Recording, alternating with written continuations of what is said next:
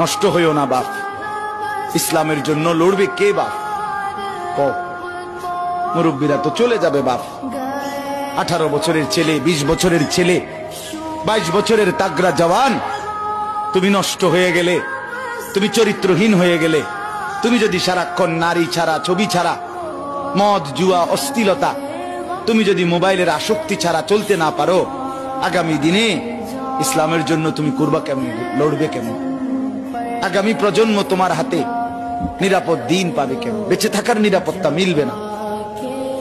বেঁচে থাকা 53 বছর বাংলাদেশের বয়স, 53 বছরের সমাজে বেনামাজির সংখ্যা যদি এত বেশি হয়, 53 বছরের ভিতরে মোবাইলে আসক্ত যুবকের সংখ্যা যদি এত বেশি হয়, 53 বছরের ভিতরে বেপর্দা নারীর পরিমাণ যদি এত বেশি হয়, এত মসজিদ মাদ্রাসা চারদিকে থাকার পরেও যদি এই মসজিদ মাদ্রাসা ষড়যন্ত্রের কারণে কমে যায়,